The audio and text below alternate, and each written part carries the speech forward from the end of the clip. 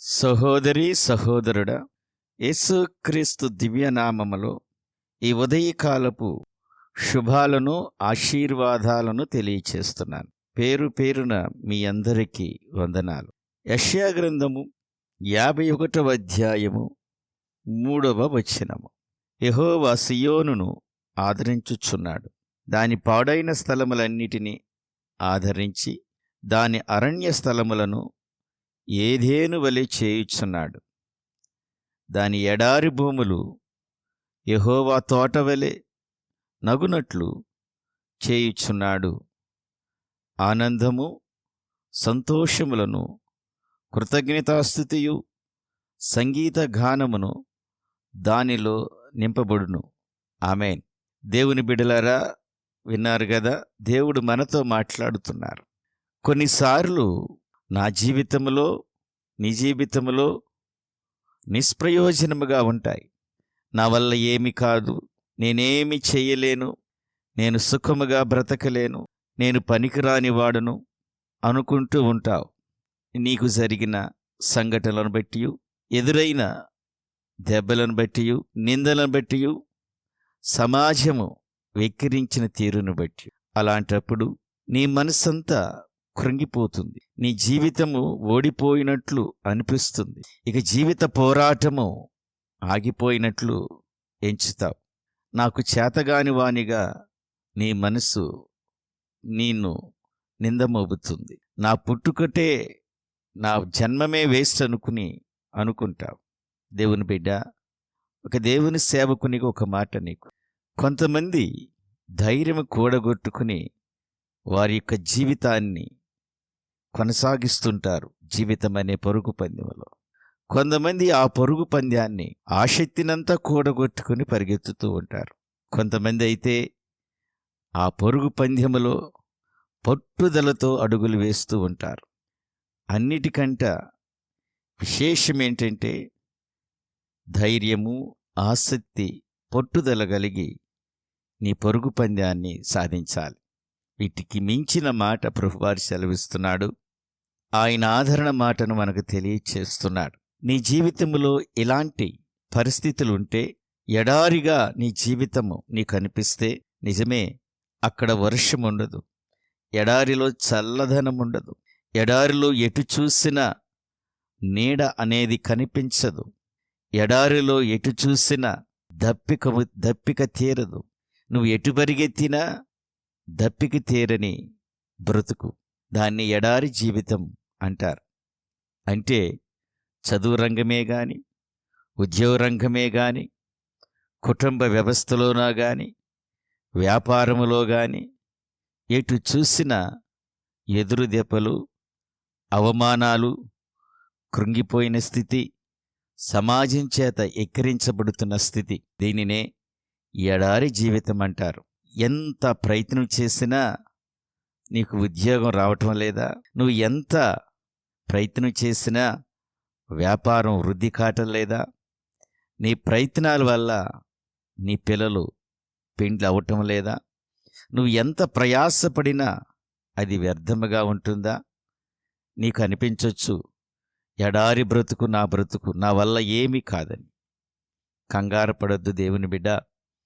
ప్రభువారి ఉదయకాలంలో ఆయన గొప్ప వాగ్దానాన్ని మనకు తెలియచేస్తున్నాడు. ఎడారి భూములను యెహోవా తోటగా ఆయన మార్చును. ఆమేన్. యెహోవా తోట అంటే అక్కడ నీరు సమృద్ధిగా ఉంటాయి, మొక్కలు పచ్చదనముగా ఉంటాయి, చల్లదనం ఉంటుంది, ఆ వాతావరణము చాలా ఆహ్లాదకరముగా ఉంటుంది. అలాంటి జీవితముగా నా ప్రభువారు నిన్ను మారుస్తాడు. ఆమేన్. నీ ఎడారి జీవితం ఎంత భయంకరంగా ఉన్నప్పటికీ, నీ కుటుంబ జీవితంలో కానీ, నీ వ్యక్తిగత జీవితంలో కానీ, వ్యాపార జీవితంలో కానీ, ఉద్యోగములో కానీ కృంగిపోయిన స్థితి ఎడారిగా ఉంటే, ఈ ఉదయకాలం, ఈ శుభదినమున ఆయన సేవకునిగా ఆయన మాట నీకు చెబుతున్నాను. ఆయన ఎడారి భూమిను ఏదేను తోటగా మార్చును. ఆమేన్. ఎటు చూసినా పచ్చదనం ఉంటుంది, ఎటు చూసినా తోటలుంటాయి, వృక్షాలుంటాయి, పచ్చని మరి చల్లదనము కూడా అక్కడ ఉంటుంది.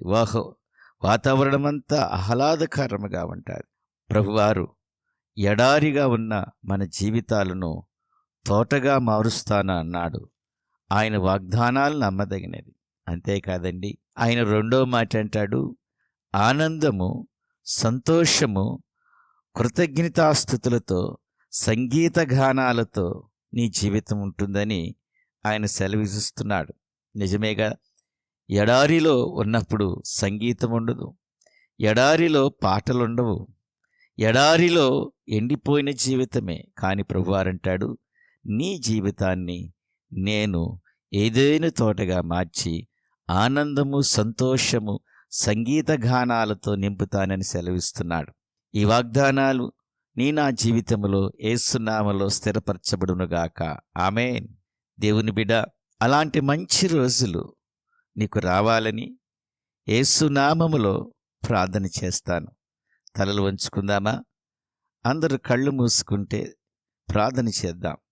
కృపాసత్య సంపూర్ణుడా, ఆశ్చర్యకరుడా, ఆలోచనకర్త, బలవంతుడైన దేవుడా, నిత్యుడకు తండ్రి, సమాధానపతి, నీకు స్తోత్రములయ్యా.